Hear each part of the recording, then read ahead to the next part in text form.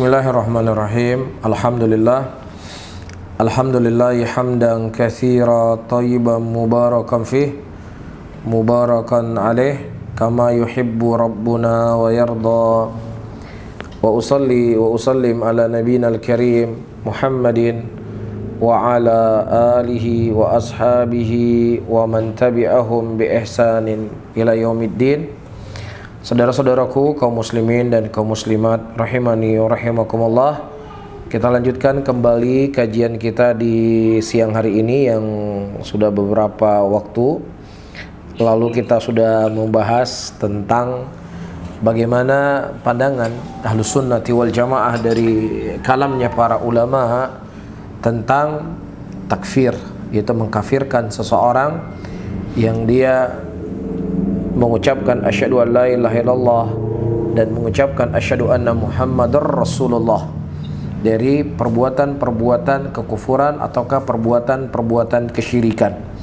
Pada pertemuan yang lalu kita sudah menukilkan beberapa ucapan para ulama, di antaranya Syekh Abdurrahman As-Sa'di rahimahullah dan juga ucapannya Syekh Muhammad bin Shalih Al-Utsaimin rahimahullah akan adanya uzur bagi orang-orang yang mereka terjatuh ke dalam kekufuran dikarenakan kebodohan dan kejahilannya.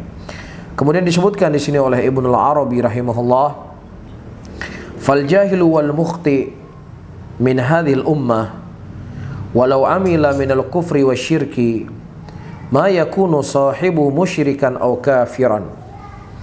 Siapa yang beramal kekufuran ataukah beramal kesyirikan yang membuat pelakunya itu bisa musyrik dan pelakunya itu bisa terjatuh dalam kekufuran, fa inna yu'dzar bil jahli. Namun terkadang dia bisa diberikan uzur dikarenakan kejahilannya, wal khata' dan juga dikarenakan kesalahannya, hatta tatabayyana lahu hujjah, sampai jelas kepadanya hujjah, allati yukfar tarikuha, yang kemudian seseorang itu bisa dikafirkan dengan perbuatan kekufuran yang dia lakukan. Bayanan wadhihan ma yaltabis ala mithlihi, ya, dengan penjelasan yang jelas, yang gamblang apa yang mungkin masih tersamar kepadanya dari perbuatan-perbuatan kekufuran tersebut.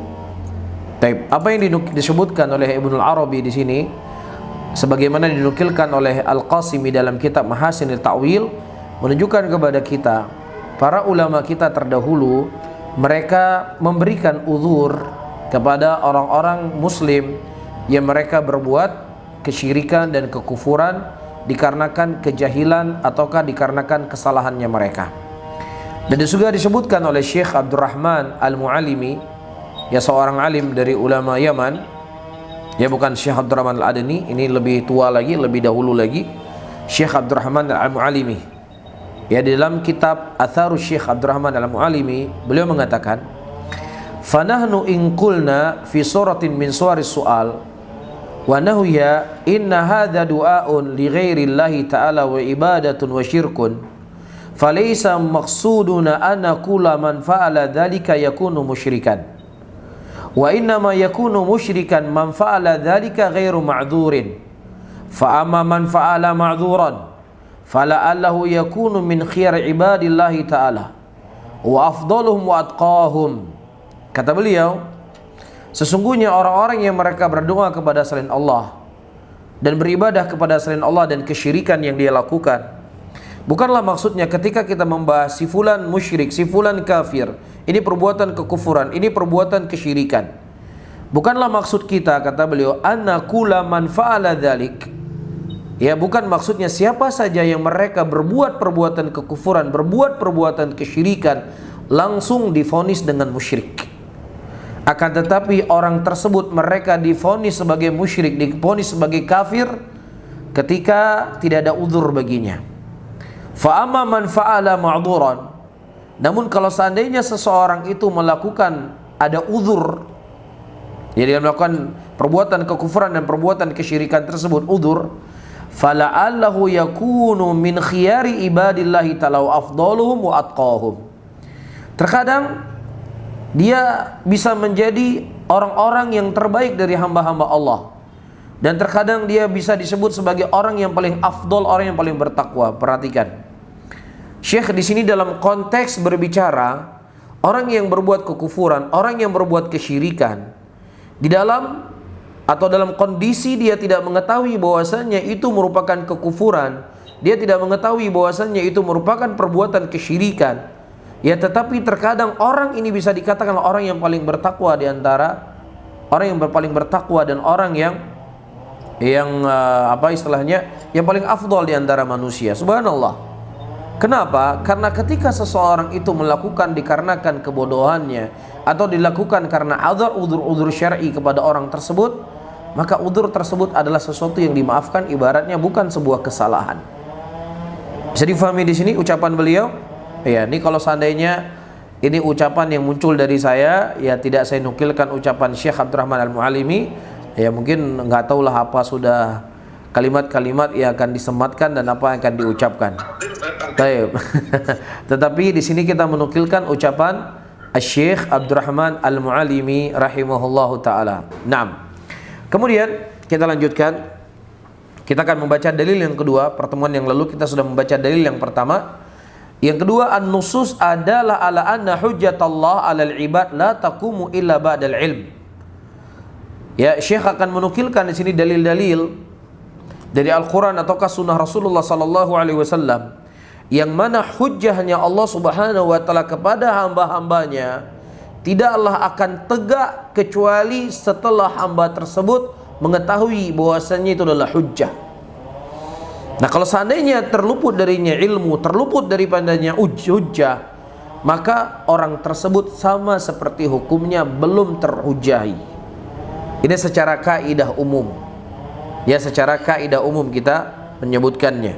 Di antara ayat yang beliau nukilkan dalam pembahasan ini, firman Allah tabaraka wa taala, "Wa ma kunna mu'adzibin hatta nab'atha rasula." Tidaklah kami mengadab suatu kaum sampai kami utus kepada mereka rasulah, seorang rasul. Apakah zat daripada rasul itu sendiri yang diutus oleh Allah, ataukah ilmu dari rasul itu sendiri setelah rasul tersebut meninggal? Mafhum? Karena tidak akan mungkin ada Rasulullah sallallahu alaihi wasallam atau tidak akan mungkin ada nabi setelah Rasulullah sallallahu alaihi wasallam. Akan tetapi hujahnya rasul sampai ataukah tidak kepada mereka? Nah, kalau seandainya hujah rasul tersebut tidak sampai kepada mereka secara kaidah umum, maka hukum asalnya seseorang itu tetap diberikan udzur. Taib. Dan juga Allah mengatakan dalam ayatnya, Rasulan mubashirina wa mundhirin li'alla yakuna lin-nasi 'ala Allahi hujjatun ba'dar rasul. Rasul-rasulnya Allah yang diutus itu adalah sebagai pemberi kabar gembira, dan juga rasul-rasul tersebut sebagai pemberi kabar peringatan, agar tidak ada lagi pada manusia nanti di hadapan Allah Subhanahu wa taala hujjah setelah diutusnya rasul tersebut. Ya, tidak ada alasan, ya Allah saya tidak tahu ini sebuah kewajiban, ya Allah saya tidak tahu ini adalah sebuah perkara yang disebut dengan kesyirikan dan kekufuran. Sudah tidak ada lagi hujjah untuk mereka kelak di yaumul qiyamah setelah diutusnya rasul kepada mereka. Nah, rasul tersebut bisa datang, saya ulangi kembali, adalah zatnya rasul, ataukah hujjah rasul tersebut sampai ataukah tidak sampai kepada mereka. 6.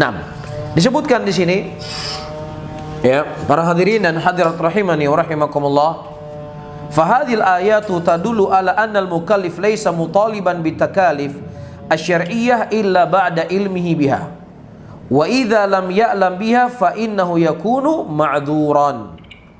Dari ayat-ayat yang telah kita sebutkan menunjukkan bahwasannya orang yang dia terbebani syariat tidak dituntut dia untuk melakukan syariat kecuali setelah datang kepadanya ilmu. Nah, kalau seandainya dia tidak mengetahui, maka orang tersebut masih diberikan uzur kepada mereka. Saya berkali-kali mengatakan ini kaidah umum. Ada kondisi-kondisi tertentu seseorang yang dia tidak boleh tidak diberikan uzur kepadanya. Ya, di mana dia berada di tengah-tengah muslimin, di tengah-tengah tauhid, di tengah-tengah sunnah. Kemudian dia tidak peduli untuk urusan agamanya, tidak ada keinginan sama sekali untuk mempelajari dinul Islam. Di sana tidak ada ulama-ulama yang menyebarkan syubhat, Tidak ada perkara-perkara talbis di antara syirik dengan ketauhidan. Ya, jadi saya mengulangi kalimat-kalimat secara umum. Taib, sebagaimana disebutkan oleh Syekh Muhammad bin Shalih Al-Utsaimin rahimahullah. Taib, ketika beliau mengatakan rasulan mubasysyirin wa mundzirin, qala al-faidah al-'azimah al-kubra wa hiya al-'udhru bil jahli hatta fi usuluddin li'anna ar-rasulu ya'tuna bi usul wal furu' fa idza kana al-insanu jahilan lam ya'tihi rasulun falahu hujjatun 'ala Allah wa la yumkin an tuthbitul hujjatu 'ala Allah idza kana ma'dzuran. Inta tafsir suratun Nisa. Perhatikan. Kata Syekh Muhammad bin Shalih Al-Utsaimin, rasulan mubasysyirin wa mundzirin li'alla yakuna lin-nasi 'ala Allah hujjatun ba'da ar-rasul. Di sini ada faidah yang sangat agung, faidah yang sangat besar. Apa itu? Adanya al-'udhru bil jahli. Adanya uzur kejahilan kepada orang-orang yang mereka terjatuh kepada kekufuran. Hatta fi usuluddin. Walaupun itu adalah perkara prinsip dalam agama, walaupun itu perkara usul dalam agama. Jadi diberikan uzur seseorang dikarenakan kejahilannya bukan hanya saja dalam masalah furu', tetapi masuk juga di dalam masalah usul. Di antara perkara usul yang kita ketahui dalam agama kita adalah tauhid. Perkara usul yang kita ketahui dalam agama kita adalah syirkun billah. Ya, li'anna ar-rusulu ya'tuna bil usul wal furu'. Dikarenakan rasul-rasul yang diutus oleh Allah Subhanahu wa taala, mereka datang dengan perkara usul dalam agama dan mereka datang dengan perkara furu' dalam agama. Ya, sementara ayat yang kita baca tadi, rasulan mubasysyirin wa mundzirin li'alla yakuna lin-nasi 'ala Allah hujjatun ba'da ar-rasul. Hujjahnya Allah Subhanahu wa taala kepada hamba-hambanya yang hamba tersebut tidak punya alasan nanti sedikit pun di sisi Allah, maka ini berlaku dalam masalah usul dan masalah furu'.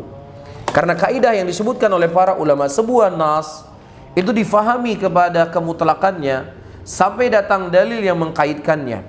Nah, ketika tidak datang dalil yang mengkaitkan bahwasannya ayat ini adalah sifatnya demikian, maka dia kembali kepada hukum asal bahwasannya ayat itu mutlak. Seseorang itu diberikan uzur apakah dalam masalah usul dalam agamanya ataukah dalam masalah furu', tidak bisa dibedakan.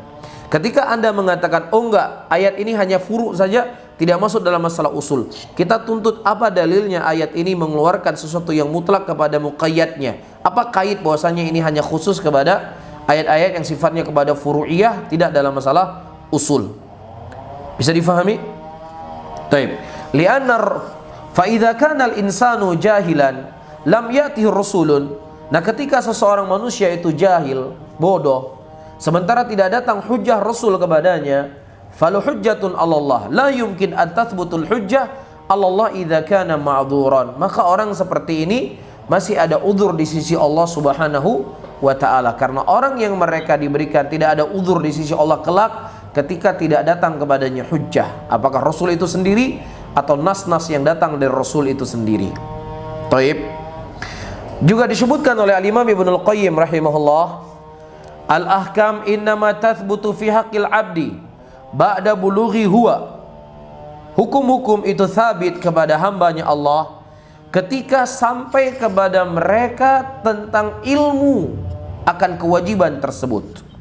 Fakama la yataratta fi haqqi qabla bulughi huwa, kadzalika la yataratta fi haqqi qabla bulughi ilaih. Nah, ketika telah datang hujjah kepadanya, telah tegak kepadanya hujjah, dan dia telah memahami hujjah yang tegak kepadanya, kemudian dia tidak melakukan kewajiban yang Allah Subhanahu wa taala wajibkan kepadanya dari tauhid kepada Allah, dan dia juga tidak menjauhi kesyirikan yang Allah larang kepadanya dari perbuatan-perbuatan kufur tersebut, maka seseorang itu dikafirkan karena dikafirkan karena kekufuran yang dia lakukan. Taib. Ketika sudah sampai hujjah kepadanya, ketika sudah sampai ilmu kepadanya. Namun ketika tidak sampai ilmu kepadanya, belum sampai hujjah kepadanya, bahwasanya ini perbuatan kesyirikan, ini perbuatan kekufuran, sebagaimana sampainya hujjah kepadanya tidak diberikan uzur, maka ketika tidak sampai hujjah kepadanya, maka orang tersebut diberikan uzur. Demikian yang disebutkan oleh Al-Imam Ibnul Qayyim rahimahullah, fakama la yatarattab fi haqqi qabla bulughihi kadzalika la yataratab haqqihi qabla bulughiya ilaihi. Dan ini disebutkan dalam kitab beliau Bada'i Al-Fawaid. Dan juga disebutkan oleh Syekhul Islam Ibnu Taimiyah rahimahullah. Perhatikan di kalimat yang sangat luar biasa yang disebutkan oleh Syekhul Islam dalam kitab Rad al-Ikhna'i di halaman 206. Kata Syekhul Islam, kadzalika man da'a ghairallah wa hajja ila ghairillah aidan huwa syirku walladhi fa'alahu kufrun lakin qad la yakunu aliman bi anna hadha syirkun muharramun. Perhatikan baik-baik. Syekhul Islam mencontohkan tentang syirik dalam masalah ibadah. Ya, yang sebagian orang hari ini mereka tidak memandang uzur di dalam permasalahan tauhid. Mereka tidak memandang uzur ketika seseorang terjatuh ke dalam kesyirikan yang sifatnya uluhiyah. Itu pandangan orang-orang hari ini. Jadi ketika dia berbuat kesyirikan, yang perkara tauhid itu perkara yang jelas, perkara tauhid adalah perkara yang gamblang, maka siapa saja yang mereka berbuat kesyirikan di dalam masalah ketauhidan, maka tidak ada uzur baginya. Dia kafir. Ya, tidak ada di sini iqamatul hujjah, tidak ada di sini ibaratnya dia mengetahui ataukah tidak mengetahui. Kata Syekhul Islam Ibnu Taimiyah rahimahullah, demikian pula siapa yang mereka berdoa kepada selain Allah atau berhaji untuk selain Allah, dan ini merupakan perbuatan kesyirikan, dan siapa saja yang melakukan perbuatan ini maka dia kufur. Ya, koma. Lakin qad la yakunu aliman. Akan tetapi terkadang ada orang yang dia tidak tahu kalau seandainya itu syirik. Ada di antara orang yang terkadang dia tidak tahu itu merupakan perkara yang haram. Faham di sini? Wa kama anna katsiran minan nas dakhalu fil Islam, sebagaimana kebanyakan dari orang-orang yang mereka masuk ke dalam Islam dari Tartar, wa ghairihim, dan selain dari kaum Tartar, wa indahum asnamun, mereka punya patung-patung. Ya, wa hum yataqarrabuna ilaiha wa yu'azzimunaha wa la ya'lamuna anna dzalika muharramun fi dinil Islam. Mereka beribadah kepada patung tersebut, mereka mengagungkan patung tersebut, dan mereka tidak tahu bahwasannya itu merupakan perkara yang terlarang dalam hukum Islam. Wa yataqarrabuna ilan nar, terkadang mereka menyembah api. Ya, dan juga mereka tidak tahu bahwasannya menyembah api adalah perkara yang haram. Fa katsirun min anwa'i syirki qad yakhfa ala ba'di man dakhala fil Islam wa la ya'lam annahu syirkun. Bahkan kebanyakan dari orang-orang, bahkan kebanyakan dari jenis-jenis kesyirikan, terkadang itu tersembunyi dari sebagian orang yang masuk Islam dan dia tidak tahu bahwasannya itu merupakan perbuatan kesyirikan. Fahadha dhalun, dan inilah sesat dan menyesatkan. Wa amaluhu alladhi usyrika bihi batilun lakin la yastahiq al-uqubah hatta taqumu 'alal hujjah. Qala Allah Ta'ala fala taj'alu lillahi andada wa antum ta'lamun. Perhatikan, wa amaluhu, amalan dia ini jelas adalah amalan kesyirikan, amalannya ini jelas amalan kebatilan. Akan tetapi seseorang itu tidak dihukumi, ya, tidak diberikan iqab sampai tegak kepadanya hujjah.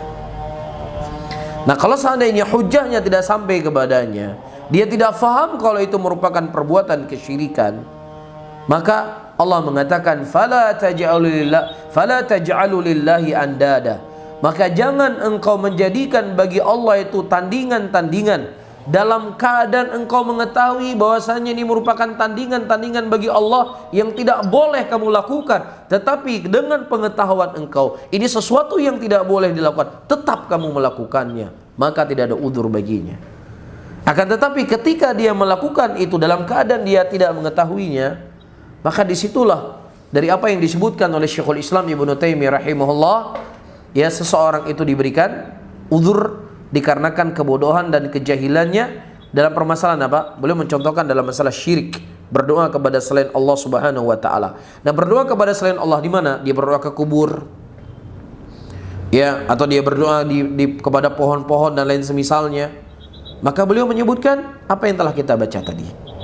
Faham? Nah, terlebih seperti yang saya telah sampaikan pada pertemuan yang lalu, para hadirin dan hadirat rahimani wa rahimakumullah, ya banyaknya orang-orang yang mereka mencampur aduk di antara kesyirikan dengan ketauhidan. Syirik mereka anggap sebagai tauhid, tauhid mereka anggap sebagai pemecah belah umat. Mereka membawa dalil-dalil dari Al-Quran, mereka membawa dalil-dalil dari sunnah Rasulullah sallallahu alaihi wasallam. Mereka menipu muslimin dengan talbisat ayat-ayat dan hadis-hadis yang dibawa bukan pada tempatnya. Maka ini semakin membuat muslimin tercampur kepada mereka mana itu tauhid dan mana itu syirik kepada Allah Subhanahu wa taala. Nah, kalau seandainya itu masih ada berlaku bagi orang tersebut, apakah dia baru masuk Islam hari ini ataukah ya dia sudah berislam dari waktu yang sudah lama? Maka ketika uzur itu masih ada pada dirinya, maka secara hukum asal wallahu alam bissawab, ya tetap dia dihukumi dengan kondisi yang saya sebutkan. Namun ya apa yang telah saya sebutkan pada pertemuan yang lalu saya ulangi kembali ayyuhal hadirun wal hadirat rahimani wa rahimakumullah. Ketika kita membahas sebuah permasalahan fikih misalnya, ya maka seseorang tidaklah mencukupkan hanya sekedar fatwa dari para ulama. Fatwa ulama tidak ada yang salah. Fatwa ulama insya Allah ketika dibangun di atas dalil, maka disitulah kebenarannya. Akan tetapi terkadang ulama ketika mereka berfatwa ya pada kondisi dan keadaan tertentu yang sesuai dengan apa yang ditanyakan kepada mereka.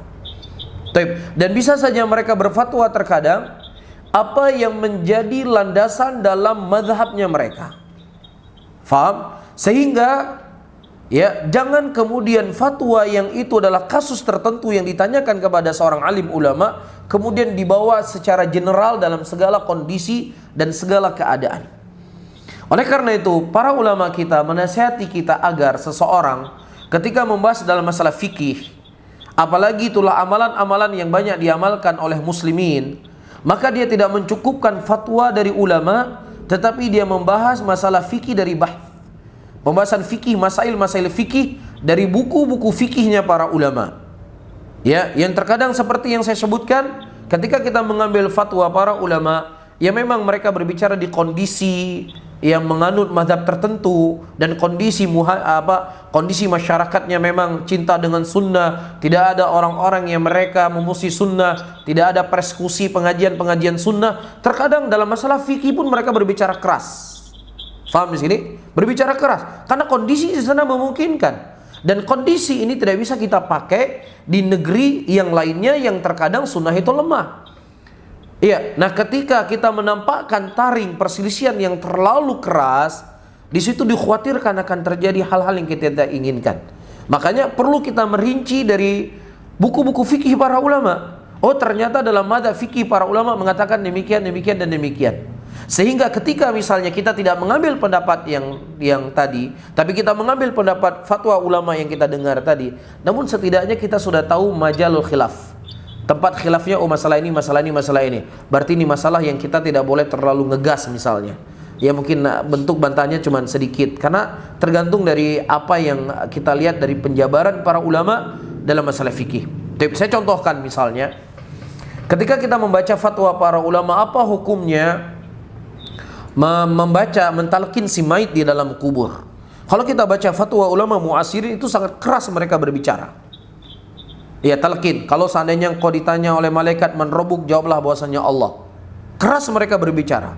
Tetapi ketika kita kembali kepada buku fikih-fikih madhab, Imam Ahmad rahimahullah ditanya tentang permasalahan ini, beliau mengatakan inilah sesuatu amalan yang telah diamalkan oleh kebanyakan muslimin. Beliau menjawab demikian, ini adalah amalan yang telah diamalkan oleh kebanyakan muslimin. Faham? Nah ini berarti ayyuhal rahimani wa rahimakumullah, ada pegangan untuk kita. Walaupun misalnya kita tidak mengamalkan, karena tidak ada hadis dari Rasulullah sallallahu alaihi wasallam ya yang ternukilkan beliau mentalkin mayit di kuburan, akan tetapi ketika kita mendapatkan kalamnya para ulama seperti yang saya sebutkan tadi, ya setidaknya ada rem-rem sedikit lah. Tidak langsung 12 pas. Faham? Nah, begitu juga dalam pembahasan at-takfir ini, yang tentunya dia lebih apa istilahnya, lebih berbahaya dibandingkan poin yang kita sebutkan tadi. Maka jangan seseorang mencukupkan fatwa para ulama tertentu dalam kondisi tertentu, ya, yang kemudian dia bawa ke negeri yang lainnya. Di Arab Saudi seperti yang saya sebutkan, yang berada di kampus adalah ulama ahlu sunnah, yang berkhutbah di masjid adalah ulama-ulama ahlu sunnah, yang berkhutbah di televisi adalah ulama ahlu sunnah. Buku-buku yang tersebar adalah buku-buku ahlu sunnah. Nah, buku-buku yang mengajak kepada hal-hal kesyirikan atau lain sebagainya itu terlarang di sana. Sehingga mereka telah berada di lingkungan yang memang mengerti tentang apa itu tauhid. Akan tetapi ada di kondisi-kondisi negeri yang terkadang berbeda dengan Arab Saudi. Penceramahnya, ya bahkan orang yang dianggap sebagai tokoh agama, justru dia membawa ayat-ayat Al-Quran, hadis-hadis Rasulullah SAW, ya, untuk melegalkan perbuatan kesyirikan. Nah, sifat manusia itu muqallid. Wah, ini orang besar, ini tokoh besar, ini kiai besar, ini ulama besar. Gak mungkin dong dia mengajak kita kepada kesyirikan. Gak mungkin dong dia mengajak kita kepada kekufuran orang, Masya Allah dia seorang muslim yang taat dan lain semisalnya. Padahal dalil-dalil yang dibawa jelas itu dalil yang bukan pada tempatnya. Nah, kondisinya kan berbeda, ya. Nah, ketika kondisi yang berbeda, ada orang yang seperti kita sebutkan, dia bisa tidak diberikan uzur karena kejahilannya. Namun ada orang-orang dalam kondisi-kondisi yang lainnya yang dia diberikan uzur dikarenakan kejahilannya. Dan itu pun seperti yang kita baca ucapannya Syekhul Islam Ibnu Taimiyah rahimahullahu taala, orang-orang yang mereka berdoa kepada selain Allah, beliau memberikan apa? Uzur di sini ketika dia tidak memiliki pengetahuan kalau seandainya itulah perkara yang diharamkan oleh Allah Subhanahu wa taala. Bisa difahami ya? Baik. Kemudian yang ketiga, an-nusus allati fiha i'dzar man waqa'a fi syirki awal kufri min dzalik. Nas-nas yang datang dari hadis-hadis Nabi SAW, orang-orang yang mereka diberikan uzur dikarenakan kejahilannya. Baik, perhatikan. Pertama, hadis dari Abu Hurairah radhiyallahu taala anhu, anin Nabi SAW qala rajulun yusrifu ala nafsi falamma hadarul maut qala li bani inna idza ana muttu fakhriquni thumma tahununi thumma dharruni fir rih fa wallahi la in qadara alayya rabbi liyu'adzibani adzaban ma'adzabahu ahadun. Perhatikan baik-baik. Ada seorang laki-laki ketika dia mau meninggal, dia memberikan wasiat kepada anak-anaknya. Dia mengatakan, kalau seandainya aku mati, maka bakarlah jasadku. Ya, bakarlah jasadku. Kemudian ketika sudah menjadi debu, ya, maka lemparlah debu tersebut ke angin. Apa tujuannya? Tujuannya demi Allah, kalau seandainya Allah mentakdirkan aku diadab, maka Allah Subhanahu wa taala tidak akan mengadabku. Apa syahidnya di sini? Dia meragukan kudrahnya Allah Subhanahu wa taala. Ya, dia meyakini bahwasannya kalau seandainya saya sudah menjadi debu, maka saya tidak akan mungkin dibangkitkan kembali. Saya tidak akan mungkin dikumpulkan kembali. Dia meragukan sesuatu perkara yang usul dalam agama, yaitu kudrahnya Allah Rabbul Alamin. Jelas titik kekafiran orang ini. Taib. Falamma mata fu'ila bihi dzalik. Nah, ketika bapaknya meninggal, dibuat oleh anak tersebut, dijalani wasiatnya. Fa amarallahu al-ardha faqala.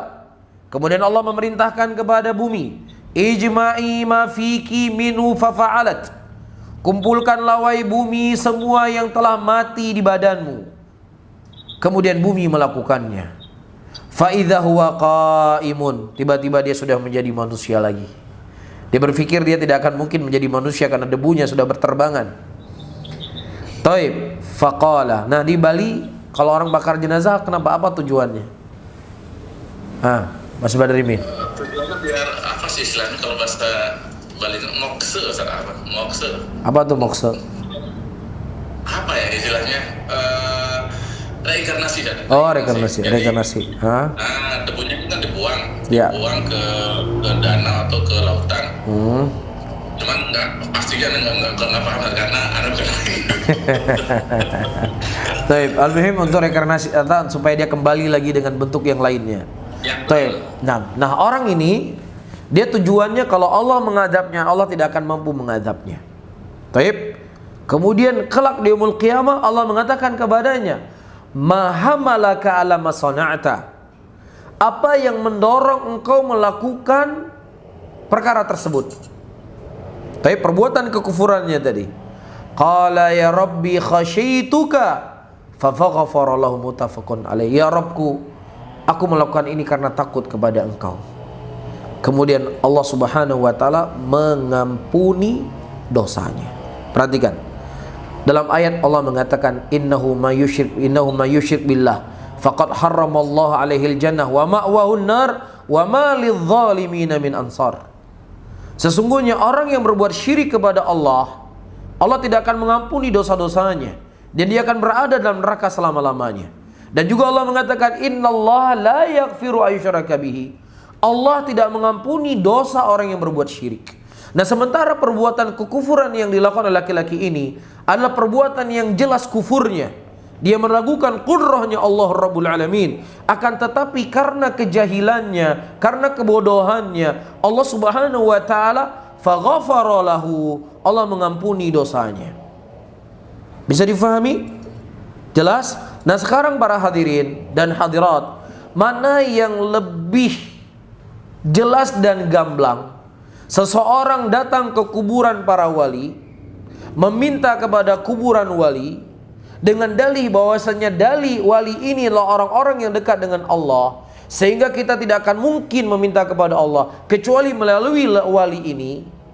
Atau seseorang yang mereka mengatakan Allah Subhanahu wa taala kekuasaannya itu terbatas, ada kemampuan-kemampuan dalam kondisi tertentu Allah tidak mampu untuk melakukannya. Mana yang lebih jelas kekufurannya? Yang pertama atau yang kedua? Kepada orang awam muslimin. Yang kedua. Karena yang pertama tadi ya, dia akan dibawa dalil-dalil, dia membawa logika-logika. Kita adalah makhluk yang banyak berbuat dosa, nggak mungkin langsung meminta. Kepada gubernur saja kita harus melalui protokoler, masa kepada Allah langsung? Jelas yang kedua lebih jelas kekufurannya. Iya, dibandingkan yang pertama. Nah, yang kedua saja yang sudah jelas kekufurannya, Rasulullah SAW mengkhabarkan seseorang itu diberikan uzur karena kebodohannya. Apalagi perkara yang pertama saya sebutkan tadi. Bisa difahami? Dan kita tidak mau membangun asumsi dengan hadis ini. Kita akan baca ucapan para ulama, bagaimana para ulama mengomentari hadis ini. Fal qaul ladzi sadara min hadzal rajul kufrun akbar mukhrijun minal millah. Qaul, ucapan yang muncul dari laki-laki ini adalah ucapan yang jelas perbuatan kekufuran yang mengeluarkan seseorang dari agama. Dikarenakan apa? Litadammunihi inkaru qudratillah ala jam'ihi ba'dal maut. Dikarenakan dia mengingkari kudrahnya Allah, kemampuannya Allah untuk mengumpulkan semua makhluk-makhluk yang telah mati. Wa sifatul qudrah min adharus sifatu wa abyanaha. Dan sifat kudrahnya Allah adalah sifat yang paling jelas, yang paling gamblang dari semua sifat-sifat Allah. Makanya disebutkan orang-orang Qadariyah majusi hadil ummah. Orang Qadariyah itu yang mereka mengingkari tentang takdir Allah, itu dikafirkan oleh para ulama. Kenapa? Dikarenakan mereka ragu akan kudrahnya Allah. Ragu dengan kudrahnya Allah. Makanya disebutkan oleh Syekh di sini, kudrah Allah merupakan sifat Allah yang jelas dan gamblang. Wa hiya min lawazim rububiyyatillahi wa uluhiyatihi. Ya, karena sifat al-qudrah itu adalah bentuk dari sifat rububiyahnya Allah dan juga dari uluhiyahnya Allah. Bahkan itu merupakan sifat yang khusus yang dengannya Allah Subhanahu wa taala disifati. Walakinnahu lam yukfar li'annahu kana ma'dzuran bi jahlihi. Akan tetapi orang tersebut tidaklah dikafirkan, ya, dikarenakan dia itu jahil, padahal dia telah berbuat sesuatu perbuatan yang jelas kekufurannya. Perhatikan apa yang disebutkan oleh Al-Imam Ibnu Abdul Bar. Ikhtalafal ulama fi ma'nahu, faqala minhum qailun hadza rajulun jahila ba'd sifatillahi azza wa jalla wa hiya al-qudrah falam ya'lam anna Allah ala kulli syai'in ala kulli ma yasha'u qadirun. Qalu wa man jahala sifatun min sifatillah azza wa jalla wa amana bisairi sifati wa arafaha lam yakun bijali ba'du sifatillahi kafiran. Qalu wa innama kafir man anadal haq la min jahlihi. Disebutkan oleh Al-Imam Ibnu Abdul Bar rahimahullah, para ulama mereka berselisih pendapat tentang makna hadis ini. Ada sebagian mereka mengatakan hadzal rajul, laki-laki ini, jahila ba'd sifatillah. Dia jahil dari sebagian sifat-sifat Allah, yaitu sifat qudrah. Falam ya'lam anna Allah ala kulli ma yasha qadirun. Dia tidak mengetahui bahwasanya Allah terhadap segala sesuatu yang Allah inginkan, Allah mampu untuk menjadikannya. Taib, dia tidak tahu. Qalu, mereka mengatakan, para ulama, man jahila sifatan min sifatillah azza wa jalla. Barang siapa yang seseorang itu jahil, ya sifat daripada sifat Allah Subhanahu wa taala, wa amana bi sairi sifatihi, dan kemudian dia beriman dengan sifat-sifat Allah yang lainnya, wa arafaha, dan dia mengetahuinya, lam yakun bi jahlihi, dan dia tidak jahil dari sebagian sifat-sifat Allah, maka dia kafir. Jadi orang ini dikafirkan karena dia jahil. Tapi kalau seandainya dia tidak jahil dengan sifat-sifat Allah, maka dia tidak dikafirkan. Bisa difahami? Qalu wa innamal kafiru man adadal haq la bi jahlihi. Mereka mengatakan orang yang kafir adalah orang yang mereka menentang kebenaran, bukan dikarenakan kebodohannya. Kalau dia menentang kebenaran yang datang kepadanya, baru dia kafir. Tetapi ketika seseorang melakukan itu dikarenakan kebodohan dan kejahilannya, maka dia tidak dikafirkan. Baik. Wa hadzal qaul mutaqaddimin minal ulama wa man salaka sabilahu minal mutaakhirin. Dan ini merupakan ucapan yang mutaqaddimin dari kalangan ulama dan siapa yang berjalan dengan jalannya mereka dari kalangan mutaakhirin. Intaha dari kitab Tamhid di dalam kitab Muwatta dari Ma'ani al-Asanid. Kemudian kita lihat kata Syekhul Islam Ibnu Taimiyah rahimahullah. Perhatikan. Fahada rajulun syakka fi qudratillahi wa fi i'adati wa idza dzuriya. Dan laki-laki ini dia ragu terhadap kudrahnya Allah, wa fi i'adatiha, dan akan kembalinya dia dibangkitkan di yaumul qiyamah setelah abunya berterbangan. Dia ragu. Bal i'taqada annahu la yu'ad. Bahkan dia meyakini dia tidak akan dibangkitkan kelak di yaumul qiyamah karena debunya sudah berterbangan. Hadza kufrun bi ittifaqil muslimin. Ini merupakan perbuatan yang kufur dengan kesepakatan para ulama. Lakin kana jahilan la ya'lam dzalik. Akan tetapi orang tersebut jahil, dia tidak mengetahui perbuatan itu perbuatan yang tidak dibolehkan. Wa kana mu'minan yakhafullah ayu'aqibahu. Akan tetapi dari sisi lain dia beriman karena takut kepada Allah Subhanahu wa taala. Allah akan mengikopnya. Faghafara lahu bidzalik. Kemudian Allah mengampuni dia dikarenakan kejahilan dan kebodohannya. Jelas di sini? Taib. Qala aidan, dan juga Syekhul Islam mengatakan, fa hadzal rajul i'taqada anna Allah la yaqdiru ala jam'ihi idza fa'ala dzalik aw syakka annahu lam yab'athahu wa kullu min hadzaini al-i'tiqadaini kufrun yukfar man qamat 'alal hujjah lakinnahu kana yajhal dzalik wa lam yablughul ilmu bima yariduhu an jahlihi wa kana indahu imanun billah wa bi amrihi wa nahyihi wa wa'dihi wa wa'idihi fa khafa min iqabihi faghafarallahu bi khasyatihi. Tapi perhatikan, laki-laki ini meyakini bahwasanya Allah Subhanahu wa taala tidak mampu untuk mengumpulkan ya debu-debu yang berterbangan tersebut kalau dia sudah mati. Atau dia ragu bahwasanya Allah mampu untuk melakukan itu. Atau dia meyakini Allah tidak akan membangkitkan manusia. Ini semuanya merupakan keyakinan yang kufur. Wa kullu min hadainil itiqadain, dan seluruh kedua daripada i'tiqad inilah i'tiqad yang kufur. I'tiqad dia ragu akan kudrahnya Allah, atau i'tiqad manusia tidak akan dibangkitkan kelak di yaumul qiyamah. Ya, yukfar man qamat 'alal hujjah. Kata Syekhul Islam, kafirlah orang-orang yang telah tegak kepadanya hujjah. Lakinnahu kana yajhal dzalik. Akan tapi laki-laki yang diceritakan dalam hadis tersebut, dia jahil, dia tidak tahu. Belum sampai ilmu kepadanya untuk menghilangkan kejahilannya. Di sisinya ada keimanan kepada Allah dengan perintah Allah, larangan Allah, janji Allah, ancaman Allah. Dan dia takut dengan iqabnya Allah, sehingga dengannya Allah mengampuni dosanya dikarenakan rasa takut dia kepada Allah. Dan ini ada sisi keselarasan apa yang kita sebutkan dari Syekh Abdurrahman Al-Mu'alimi rahimahullah ketika seseorang dia berbuat kesyirikan, berbuat kekufuran, terkadang dia termasuk orang yang paling takut kepada Allah Subhanahu wa taala. Bisa difahami? Dan dia terkadanglah orang yang afdol. Kenapa kita katakan demikian? Laki-laki ini dia diampuni oleh dosa oleh Allah. Ketika dia diampuni dosa oleh Allah, di mana tempatnya? Tempatnya dalam surga. Bukankah orang yang masuk dalam surga adalah orang yang mulia? Bisa difahami ya? Taib. Kemudian para hadirin dan hadirat rahimani wa rahimakumullah. Kemudian kita lanjutkan. Faman akhta fi ba'dil masail i'tiqad min ahli iman billahi wa bi rasulihi wa bil yaumil akhir wal amal salih lam yakun aswa halan minar rajul fayaghfarallahu khata'ah aw yu'adzibahu in kana min tafritun fi ittiba'il haq ala qadra dinihi. Perhatikan baik-baik.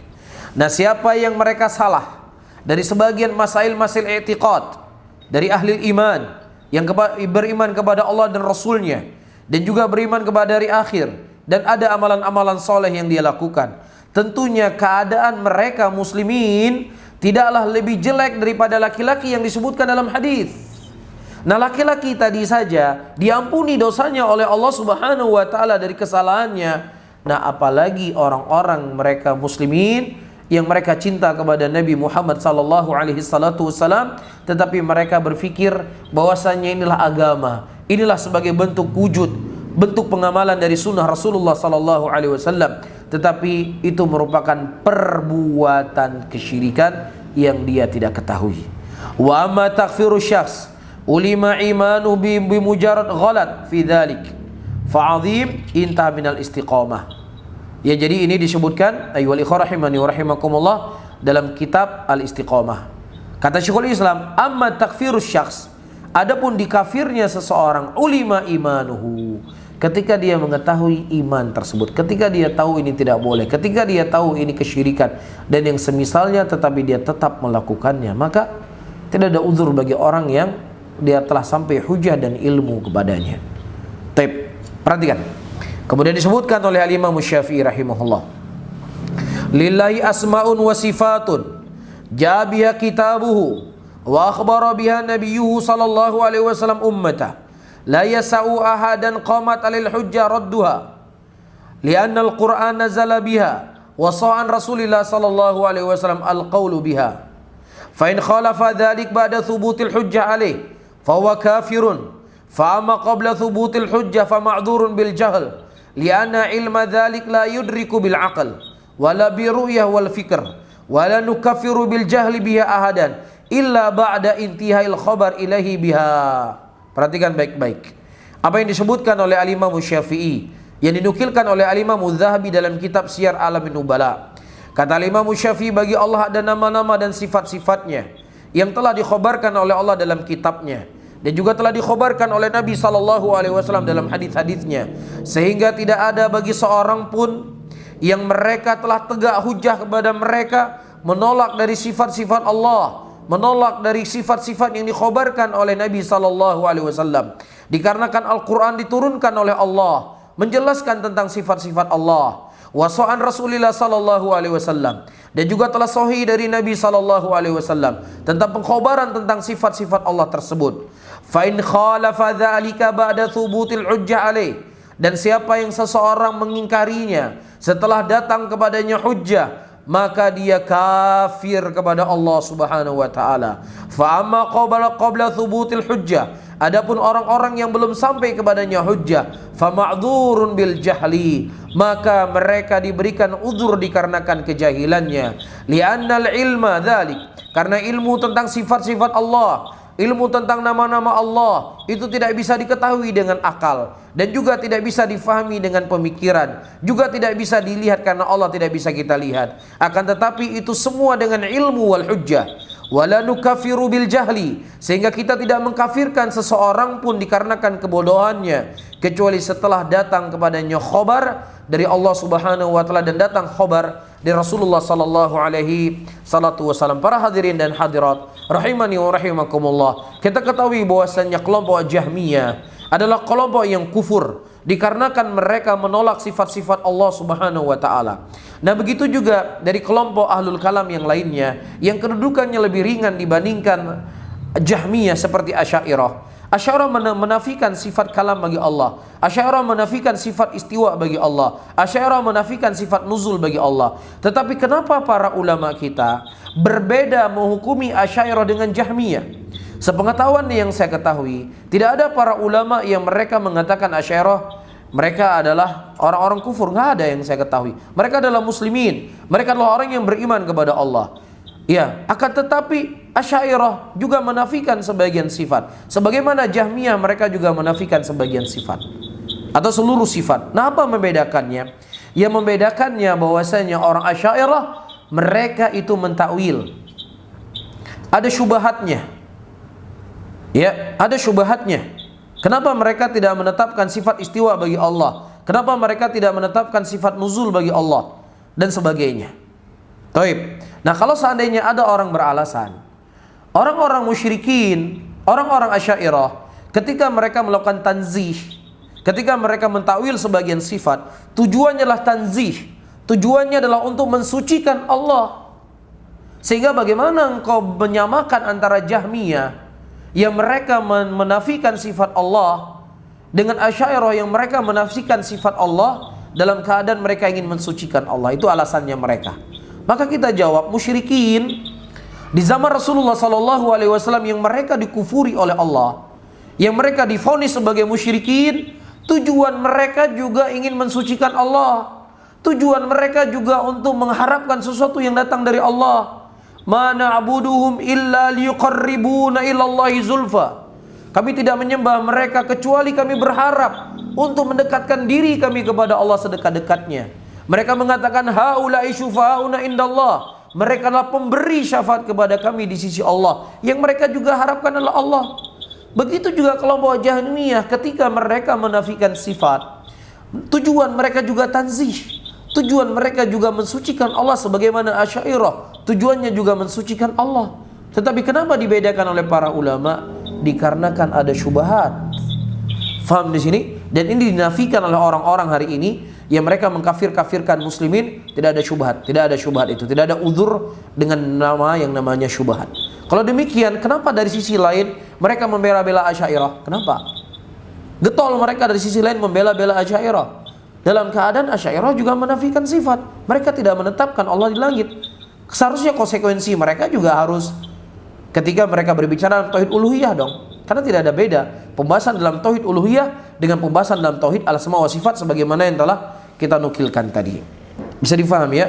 Wallahu a'lam bishawab. Mungkin ini yang bisa kita sampaikan pada kajian kali ini, dan mungkin kalau insyaallah ada satu pertemuan lagi ya nanti kita atur waktunya.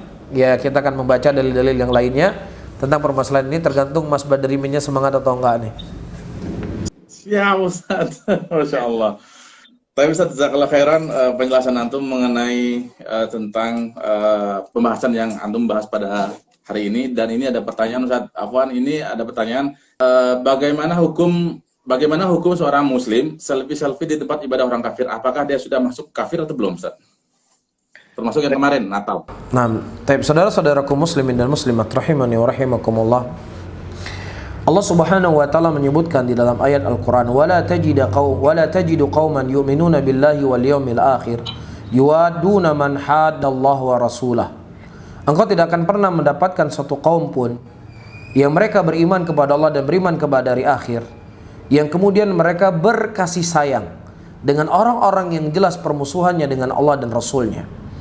Di sini para hadirin, para ulama menjelaskan dan menerangkan ada sifat bara'ah kita kepada orang-orang kafir yang ketika tidak ada bara'ah dari satu sikap kita bisa keluar dari Islam. Dan ada sifat bara'ah yang itu kita tidak tetapkan tetapi seseorang itu masih dihukumi muslim. Saya sebutkan beberapa contoh. Pertama, seseorang mencintai orang kafir dikarenakan agamanya. Dia mencintai orang kafir dikarenakan keyakinannya. Taib. Dan dia tidak memvonis bahwasannya orang kafir itu kafir. Bahkan hanya sebatas ragu saja akan kekafiran orang-orang yang sudah jelas kafirnya, maka orang tersebut keluar dari Islam. Karena dia telah melakukan pembatal keislaman. Pertama. Yang kedua, Seseorang mencintai orang kafir bukan karena agamanya. Ya, bukan keyakinan yang diyakini oleh orang kafir tersebut. Akan tetapi dia mencintai orang kafir dari sisi keduniaan. Faham? Dia cinta kepada pemain bola. Cinta yang berlebihan, bukan karena agamanya, karena skillnya atau karena permainannya dan lain sebagainya. Terlalu cinta sehingga dia koleksi bajunya. Nah, koleksi bajunya, potong rambut dengan gayanya dan seterusnya. Maka inilah perbuatan yang terlarang. Ini perbuatannya haram. Walaupun orang tersebut tidaklah dijatuhkan ke dalam vonis kufur. Di antara dalil menunjukkan ini haram, Hatib ibnu Abi Balta'ah radhiyallahu ta'ala anhu, ketika beliau mengirim surat melalui seorang wanita ke saudaranya di Mekah yang musyrikin, kemudian turun wahyu, Rasulullah memerintahkan kepada Ali untuk mengambil surat tersebut. Kemudian setelah dibaca, Umar bin Khattab berkata, "Ya Rasulullah, apakah aku penggal laki-laki munafik ini ya Rasulullah?" Kemudian Nabi SAW bertanya kepada Hatib, "Ya Hatib, maha malaka lahada?" Ya Hatib, apa yang mendorong engkau mengkhabarkan berita ini kepada saudaramu di sana? Kalau seandainya Hatib berkata, "Saya melakukan ini karena saya cinta kepada mereka dikarenakan agama mereka," maka jelas ini masuk adalah poin yang kedua. Tapi Hatib berkata, mereka adalah saudara saya, mereka adalah kerabat saya, ya, dan saya khawatirkan tentang kehidupan mereka dan khawatirkan akan harta mereka. Kecintaan Hatib bin Abi Balta'ah di sini bukan dikarenakan agamanya, tapi karena keduniaan. Tetapi salah atau tidak salah? Allah Subhanahu wa taala mengatakan, "Ya ayyuhalladzina amanu la tattakhidhu aduwi wa aduwakum awliya." Allah turunkan ayat ini pada kisah Hatib. Hai orang-orang beriman, Allah masih memanggil orang-orang beriman. Janganlah engkau menjadikan musuhku dan musuhmu sebagai penolong-penolong kalian. Dilarang oleh Allah Subhanahu wa taala. Nah, ketika ada seseorang memilih orang kafir sebagai pemimpin misalnya, bukan dikarenakan saya memilih si kafir ini karena dia kafirnya, saya memilih kafir ini karena agamanya yang luar biasa, maka siapa yang orang memiliki keyakinan seperti dia bisa keluar dari Islam. Tetapi ketika dia memilih orang kafir karena memang orang kafir ini di branding anti korupsi dan semisalnya, yang Indonesia akan lebih maju kalau seandainya dipimpin oleh orang kafir seperti ini misalnya, maka para hadirin dan hadirat itu kembali kepada poin keduniaan, bukan karena loyalitasnya dikarenakan agamanya. Tapi haram atau tidak? Haram. Baik. Kemudian yang ketiga, ada kecintaan kepada orang kafir yang sifatnya itu dibolehkan. Bagaimana bentuknya? Allah Subhanahu wa taala menurunkan ayat di dalam Al-Qur'an, "Innaka la tahdi man ahbabta, walakinnallah yahdi man yasha." Ayat diturunkan kepada Abu Thalib yang mati di atas kekufuran. Allah mengatakan, "Innaka la tahdi man ahbabta." Sesungguhnya engkau tidak bisa memberikan hidayah kepada siapa yang engkau cintai. Allah menyebutkan apa? Kepada siapa yang engkau cintai. Tapi Allah lah yang memberikan hidayah kepada siapa yang Allah kehendaki. Abu Thalib dicintai oleh Nabi, ada alasan. Sehingga jangan nanti dijadikan dalil, wah ini buktinya Rasulullah SAW mencintai orang kafir, nggak dilarang oleh Allah. Ya kalau begitu apa salahnya saya mencintai pemain-pemain bola dan lain semisalnya? Maka kita menjawab, pertama, Rasulullah itu ada keturunan nasab dengan Abu Thalib. Ada nasabnya sama, itu paman beliau. Lah ente dengan pemain kafir itu apa nasab, apanya ente dia? Bukan paman ente, bukan adik ente, bukan siapa-siapa ente. Faham? Itu pertama. Kenal pun enggak sama ente. Yang kedua, Abu Thalib, beliau membela dakwahnya Rasulullah sallallahu alaihi wasallam. Ya, bahkan beliau mengatakan, "Laqad alimtu bi anna dina Muhammadin dinul bariyah." Dan aku telah mengetahui bahwasanya sebaik-baik agama adalah agamanya Muhammad. Faham? Beliau marah ketika Rasulullah sallallahu alaihi wasallam diganggu oleh musyrikin. Ada begitu banyak kebaikan-kebaikan yang dilakukan oleh Abu Thalib. Taib, akan tetapi tetap membuat beliau tidak masuk Islam. Namun jasa besar ini berbeda Allah turunkan kepada Abu Thalib dengan Abu Jahal, dengan Abu Lahab. Abu Lahab pamannya Rasulullah juga. Dia musyrik kafir, tapi dia mu'anid.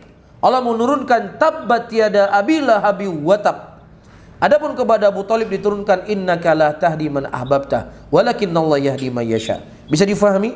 Ada alasan di situ bentuk kecintaannya, bukan kecintaan karena agamanya, karena kecintaan beliau sebagai paman dan juga pembelaan dan jasa beliau untuk penyebaran Islam pada waktu itu. Dan yang selanjutnya masuk daripada masalah yang ketiga yang saya bahas. Dalam Islam kita mengetahui bolehnya seorang laki-laki menikahi wanita dari kalangan ahlul kitab. Iya, di luar pembahasan kita apakah ahlul kitab masih ada di zaman sekarang ataukah tidak ada lain sebagainya. Yang jelas muslim laki-laki boleh menikahi wanita ahlul kitab. Wanita ahlul kitab kafir atau tidak kafir? Kafir. Iya, kafir. Nah, ketika terjadi pernikahan ada kecintaan nggak di situ? Kalau nggak cinta ya nggak bisa dia membangun rumah tangganya. Kan begitu, nggak bisa punya anak dan seterusnya mungkin. Ya nggak mungkin dia akan hidup. Ada kecintaan. Nah kecintaan yang sifatnya seperti ini itu dibolehkan karena itu istri. Lah pemain bola siapanya kamu? Atau bintang film artis siapanya kamu? Faham di sini? Nah, adapun seseorang kemudian dia foto-foto ya di tempat ibadahnya orang musyrikin dan lain sebagainya, inilah perkara yang terlarang. Ini perkara yang tidak dibolehkan. Rasulullah SAW ketika diminta izin oleh para sahabat, apakah boleh kami menyembelih di Bani Quraisy di sebuah tempat? Ya, Rasulullah bertanya, apakah di situ ada perayaannya musyrikin? Apakah di situ ada tempat mereka menyembelih itu selain Allah? Di Buhainah. Buhainah namanya. Kalau seandainya di situ orang musyrikin menyembelih, kalian jangan menyembelih. Bukan mereka menyembelih di situ untuk bertoleransi kepada orang kafir, enggak. Ya, tetapi di situ mungkin tempatnya luas, mereka ingin menyembelih di situ, bukan untuk mendukung perbuatan kekufuran, perbuatan kesyirikan. Akan tetapi ketika sama dari sisi zahir, walaupun niatnya itu berbeda, dilarang oleh Nabi SAW. Sehingga para hadirin dan hadirat, orang-orang yang mereka mengajak toleransi hari ini dalam ikatan akidah, dalam ikatan keyakinan, ini sebenarnya adalah seruannya Abu Lahab. Ini merupakan seruan Abu Jahal. Kenapa saya katakan demikian? Ketika Abu Lahab dan Abu Jahal dan musyrikin Quraisy pada waktu itu, mereka ya sudah tidak mampu lagi untuk menghadang dakwahnya Rasulullah SAW. Kemudian mereka berkata, ya Muhammad, ya kami akan memberikan kepada engkau apapun yang kau inginkan dari harta.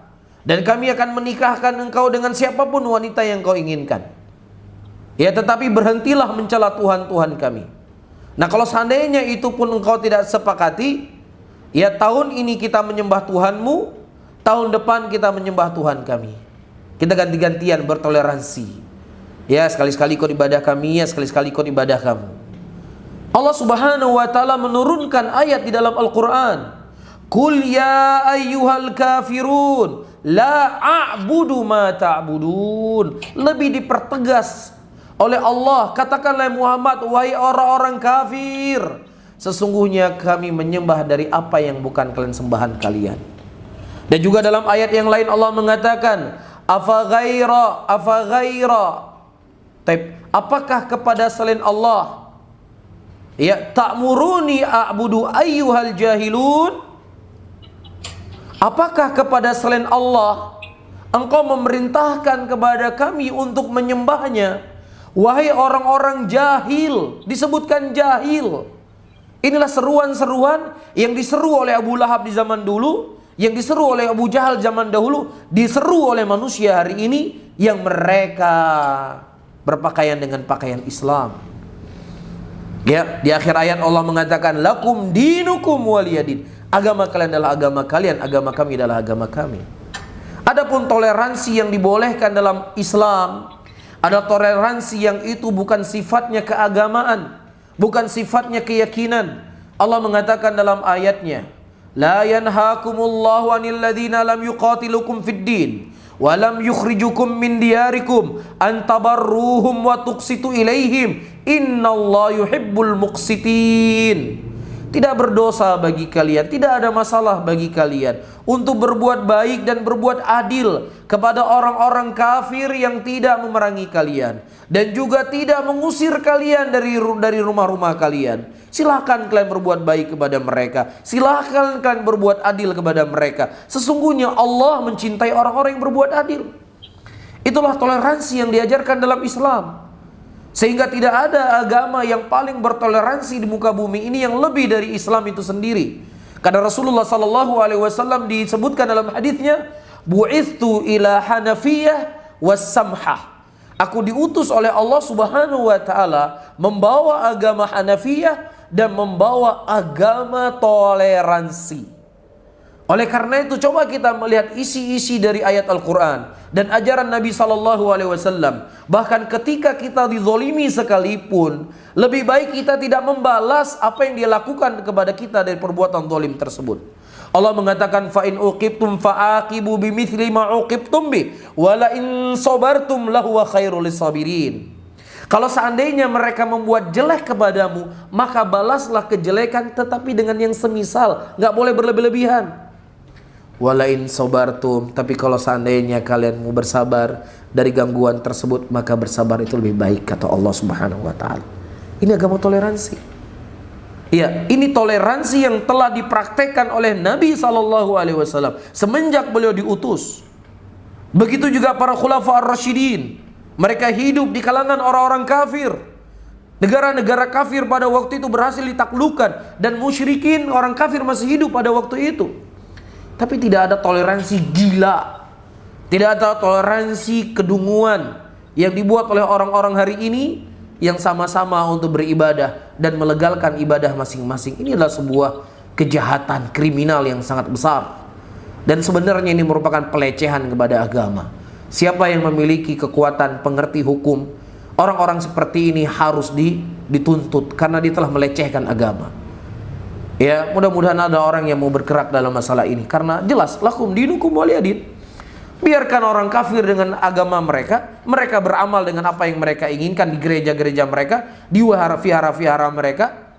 Adapun kita beribadah sendiri di masjid kita dengan keyakinan kita. Nah, nanti kalau misalnya di perkampungan ada gotong royong, ya kita ikut gotong royong sama-sama, membersihkan selokan, membersihkan lapangan dan yang semisalnya. Atau ketika di sana ada orang-orang yang mereka terkena musibah, ya ini kan ahlinya Mas Badrimin, ada nggak tanya, ini agamanya kamu apa? Kalau Kristen nggak kami bantu, dibantu semuanya.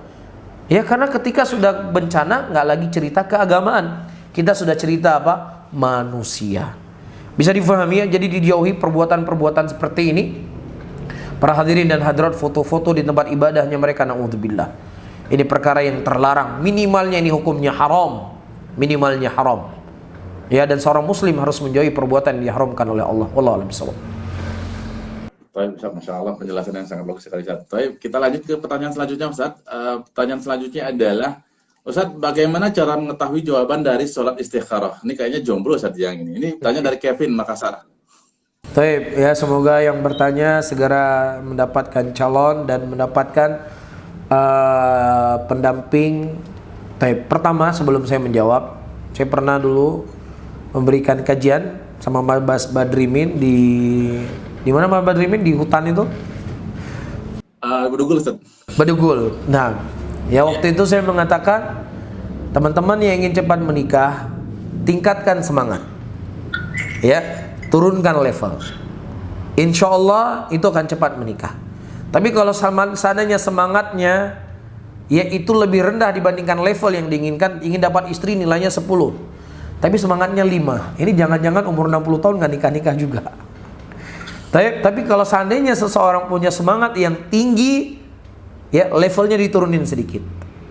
Ya semangatnya 10, levelnya 7, insya Allah besok sudah nikah itu, nggak lama. Faham? Dan juga selanjutnya, teman-teman yang baru menikah, coba tanya pengalaman yang belum menikah, tanya pengalaman orang yang sudah nikah. Orang yang sudah nikah itu dia lihatnya dari leher ke bawah, nggak lihat dari leher ke atas. Maksudnya tangannya, dia bekerja, kan begitu.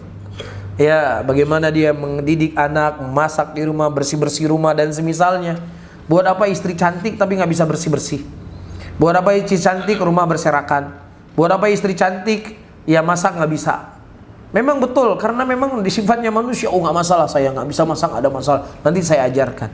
Tapi ketika sudah pernikahan itu sudah berbeda. Karena banyak ujian-ujian yang akan dihadapi.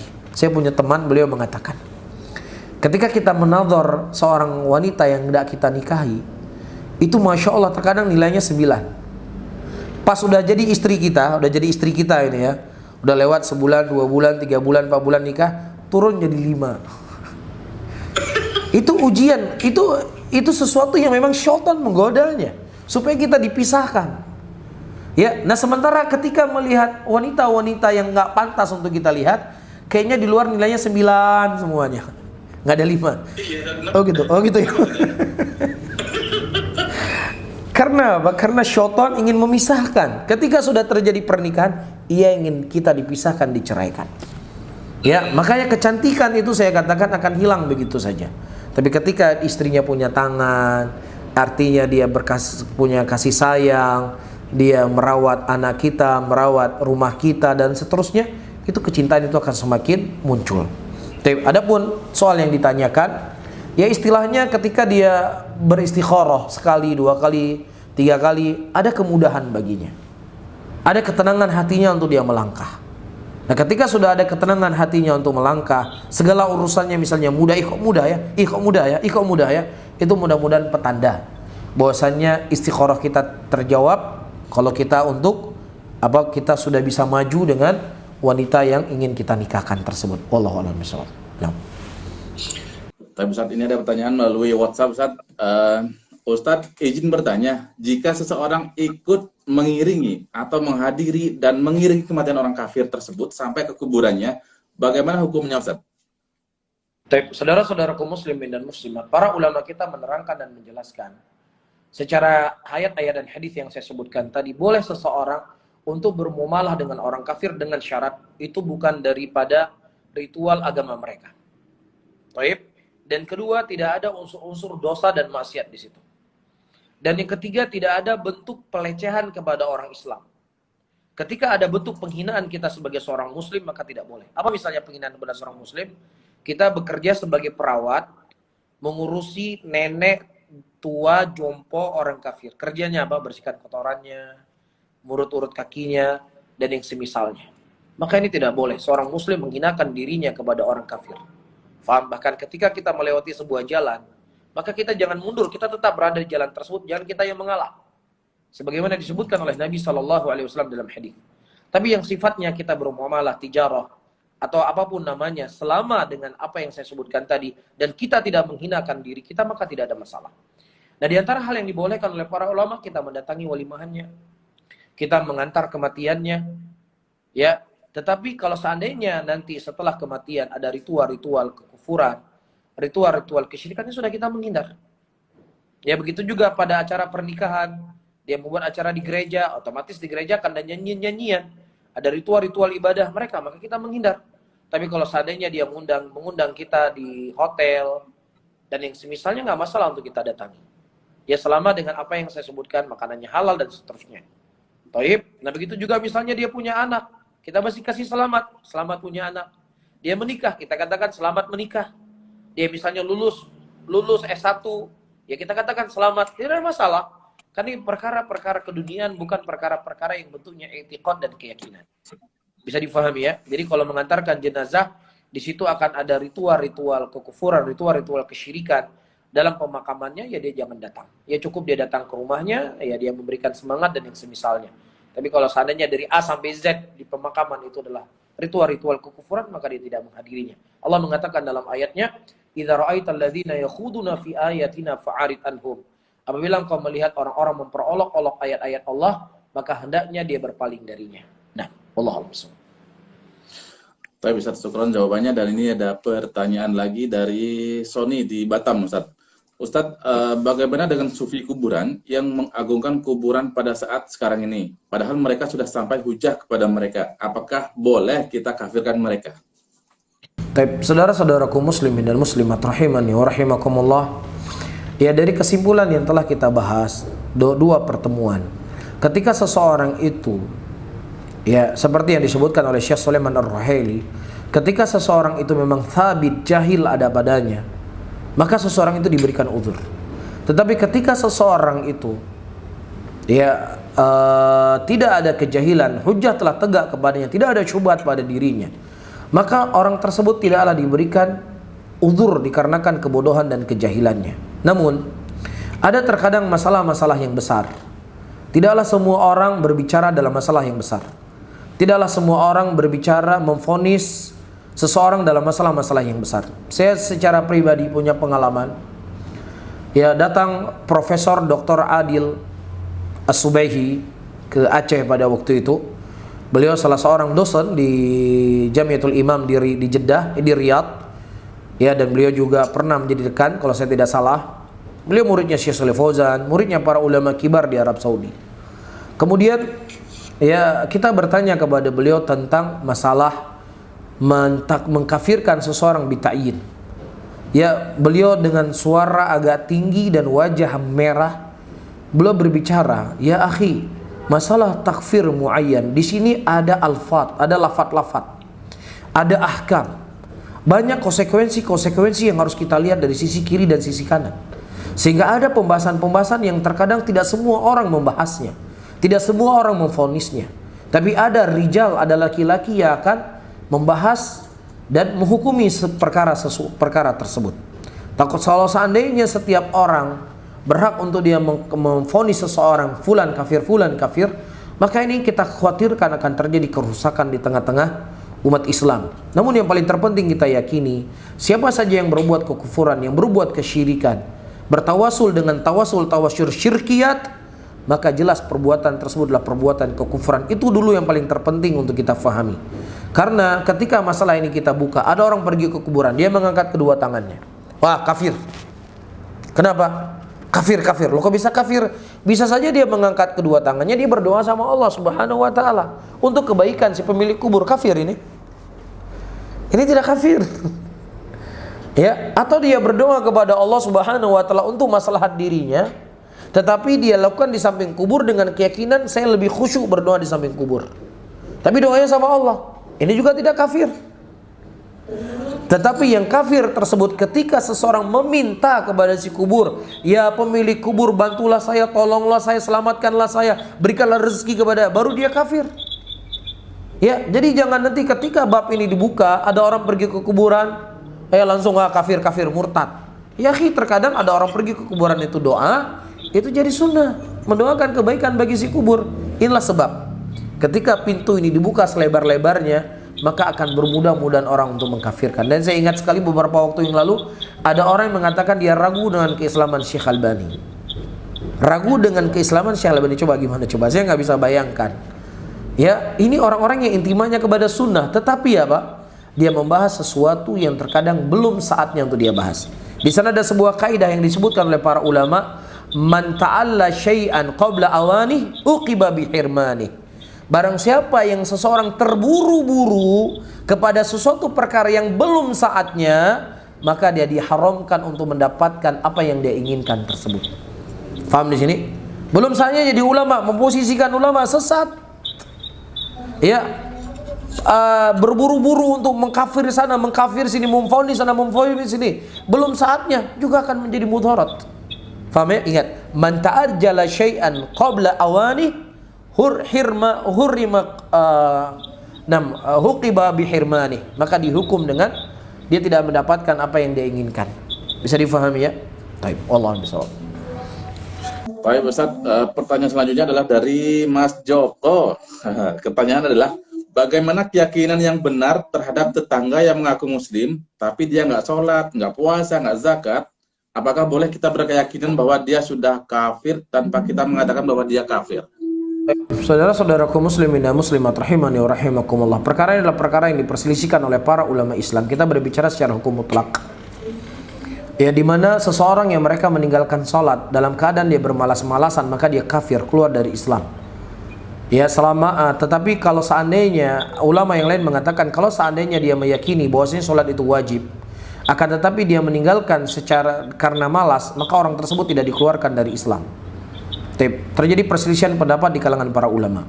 Namun ulama yang mereka mengatakan seseorang yang mereka meyakini akan kewajiban sholat, tetapi dia meninggalkan sholat secara bermalas-malasan, yaitu tidak dikeluarkan dari Islam kecuali kalau seandainya seumur hidupnya dia tidak pernah sholat, seumur hidupnya dia tidak pernah sholat, seumur hidupnya nggak pernah dia memikirkan dari perkara-perkara agama ini, maka orang tersebut walaupun dia meyakini itulah sebuah kewajiban, itu bisa dikeluarkan dari Islam. Tapi Wallahu ta'ala alam bisawab, itu mungkin hukum yang paling terpenting untuk kita. Ya kalau memang seandainya kita ragu dengan keislamannya, sudah. Ya dengan hal-hal yang disebut nggak pernah sholat sama sekali, nggak pernah wala di rumah, wala di masjid dan lain sebagainya, ya seperti yang disebutkan oleh para ulama kita tadi. Ya jelas ya. Tapi kalau seandainya dia ada sholat sekali-kali di rumah dan yang semisalnya, maka ada sebagian ulama yang mereka mengatakan dia tidak keluar dari Islam selama dia meyakini wajibnya sholat tersebut. Allah alam shawab. Insyaallah, jazakallahu khairan Ustaz. Tapi Ustaz, pertanyaan selanjutnya adalah bagaimana sikap kita sebagai anak jika ayah tidak mau mewakilkan dan tidak mau menikahkan anak perempuannya? Ayah saya Islam tapi tidak menjalankan ibadah. Pernah 2 kali saya tanya, beliau mengaku Kristen. La ilaha illallah. Baik, pertama saudara-saudara kaum muslimin dan muslimat, kalau seandainya dia sudah mengaku dirinya keluar dari Islam, dia mengaku agamanya Kristen, ya apalagi dia sendiri sudah mengaku, ya berarti dia sudah tidak ragu lagi akan kekafiran orang kafir.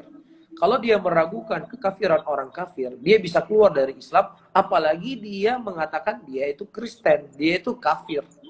Ya ketika dia mengucapkan dengan sadar, bukan dalam keadaan gila, bukan dalam keadaan tidur, dia mengucapkan dalam keadaan sadar, saya Kristen, saya bukan Islam, ya sudah. Kita hukumi dia secara zahir adalah kafir. Nah ketika dia kafir, maka orang kafir tidak bisa menjadi wali daripada perwalian. Ya, maka siapa yang mereka tidak punya wali, maka wali hakim yang menikahkannya. Tapi wali hakim yang menikahkannya. Tapi kalau seandainya dia punya wali yang terdekat, dia misalnya punya kakek yang kakeknya seorang muslim, atau dia punya abang yang abangnya seorang muslim, atau dia punya paman yang pamannya seorang muslim, maka dipilih yang mana yang paling dekat untuk menjadi perwaliannya dalam nikahnya. Wallahu a'lam bishawab. Ustaz, 2 lagi Ustaz, insyaallah selesai. Pertanyaan selanjutnya adalah, bila seorang lelaki yang belum tahu kesalahan bahwa dia melakukan kesyirikan, namun dia melakukan ibadah lainnya hingga akhir hayat orang tersebut masih dalam keadaan syirik, apakah boleh keluarga mendoakan dia? Baik, kita kembali kepada kaidah yang saya sebutkan tadi. Kalau seandainya dia kejahilannya, ketidaktahuannya, dan yang semisalnya, maka dihukumi dia sebagai seorang muslim, kita doakan dia dengan maghfirah. Tapi kalau seandainya orang tersebut memang mu'anid, penentang, ya dan juga tidak ada uzur baginya, ya dari perbuatan-perbuatan kekufuran yang dia lakukan, sudah dihujahi dengan hujah yang jelas, ya sudah dinasihatkan dengan nasihat yang gamblang tentang kesyirikan perbuatan tersebut, ya maka ya tidak perlu untuk kita mendoakan ya maghfirah, pengampunan untuk orang tersebut. Wallahu a'lam bishawab. Nasallallahu salamata wal afiyah. Baik, Ustaz, pertanyaan terakhir. Ustaz, mengenai Asmaul Husna yaitu Al-Khafid dan Ar-Rafi. Kalau kita berdoa hanya pakai Al-Khafid, apakah boleh Ustaz? Gimana? Mengenai Asmaul Husna, ya, yaitu tentang Al-Khafid dan Ar-Rafi. Kalau kita berdoa hanya pakai Al-Khafid, apakah boleh Ustaz? Tidak ada masalah. Ya itu masuk dalam keumuman firman Allah, walillahil asmaul husna fad'uuhu biha. Allah memiliki nama-nama yang indah, nama-nama yang agung, maka berdoalah kalian dengan nama-nama tersebut. Allah sering menyebutkan dengan nama Ar-Rahman, Ar-Rahim. Ya sehingga kita meminta dengan Ar-Rahman terkadang tanpa harus menyebutkan Ar-Rahim.